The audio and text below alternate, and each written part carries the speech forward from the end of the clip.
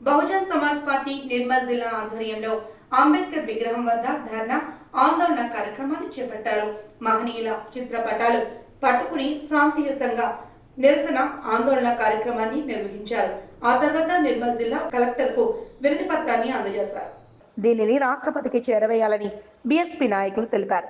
Parliament సాక్షిగా కేంద్ర హోంమంత్రి అమిత్ షా మాట్లాడుతూ భారత రాజ్యాంగ నిర్మాత, బడుగు బలహీన వర్గాల ఆశాజ్యోతి డాక్టర్ అంబేద్కర్ ను విమర్శిస్తూ అవహేళన చేశారని, ఇది చాలా దారుణమని అన్నారు.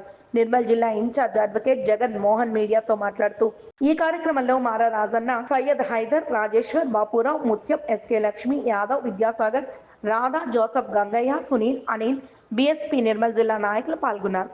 దాన్ని ఏవైతే ప్రపంచం మొత్తం కూడా మరి సంతోషపడుతుంది. ఎందుకోసమంటే ఈ ఏదైతే భారతదేశంలో మరి స్వేచ్ఛ, సమానత్వం, సమన్వయం, సౌభ్రతత్వం అనేటువంటి అంశాల మీద దేశం సత్యశామనంగా ఉందని చెప్పేసి ప్రపంచమే పొగుడుతుంది. భారతదేశ రాజ్యాంగాన్ని చూసి మరొక పక్కన ఐక్యరాజ్య సమితి కూడా మరి ఏవైతే భారతదేశ రాజ్యాంగం రాసినటువంటి భారతదేశ రాజ్యాంగ నిర్మాత డాక్టర్ బాబాసాహెబ్ అంబేద్కర్ గారి పుట్టిన దినోత్సవాన్ని మరి ఏవైతే వరల్డ్ నాలెడ్జ్ డే మరి జ్ఞానం పుట్టినరోజు జరుపుకున్నారు. అదేవిధంగా మరి ఏవైతే మరి మరి పార్లమెంటు సాక్షిగా కేంద్ర మంత్రి అమిత్ షా గారు ఏవైతే మరి బాబాసాహెబ్ అంబేద్కర్ గారిని కించవచ్చే విధంగా మాట్లాడడం చాలా దుర్మార్గం అని బహుజన్ సమాజ్ పార్టీ అంటున్నాం.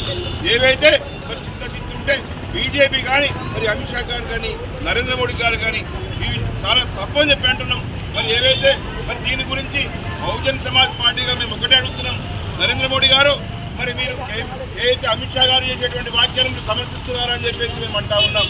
మరి ఏవైతే మరి ఇన్ని రోజులుగా పెట్టుబడిదారిగా మనువాది ప్రభుత్వాన్ని మీరు పరిపాలించాలనుకుంటున్నారా, లేదంటే మీ మనసులో ఉన్నటువంటి విషయాన్ని మరి రాజ్యాంగం రాసినటువంటి బాబాసాహెబ్ అంబేద్కర్ గారిని మరి కించపరిగా మాట్లాడితే మీరు ఎందుకు నోరు విప్పట్లేదని మేము అంటా ఉన్నాం.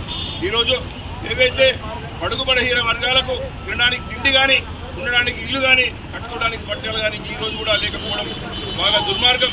దానికోసమైతే రాజ్యాంగం కలిగినటువంటి హక్కుల ద్వారా కొద్దిగా గొప్ప రిజర్వేషన్ ఫలాలు అనుభవిస్తుంటే మరి మీ కళ్ళు మండుతున్నాయా అని మేము అంటా ఉన్నాం.